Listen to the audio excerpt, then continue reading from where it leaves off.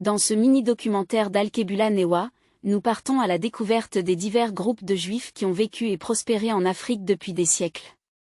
Les Beta Israël, également connus sous le nom de Juifs éthiopiens, vivent en Éthiopie depuis plus de 2000 ans.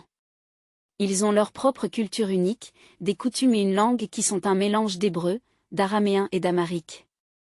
Les Beta Israël semblent avoir été isolés des communautés juives traditionnelles pendant au moins un millénaire. Ils ont subi des persécutions religieuses, et une partie importante de la communauté a été forcée de se convertir au christianisme au cours des 19e et 20e siècles. Ceux qui se sont convertis au christianisme sont devenus connus sous le nom de Falashmira. Les Beta Israël ont pris contact avec d'autres communautés juives à la fin du XXe siècle.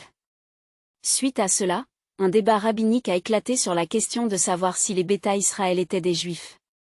Après des discussions halachiques et constitutionnelles, les responsables israéliens ont décidé en 1977 que la loi israélienne du retour s'appliquerait aux Beta Israël.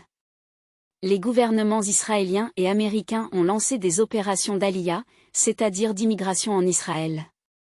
À la fin de l'année 2019, il y avait 155 300 personnes d'ascendance éthiopienne en Israël.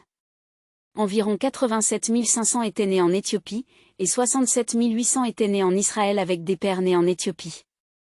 Malgré la persécution et la discrimination, les Beta Israël ont réussi à préserver leur identité et leur patrimoine. Ils ont un fort sens de la communauté et de la foi, et beaucoup d'entre eux ont immigré en Israël, où ils ont apporté une contribution significative à la société et à la culture du pays.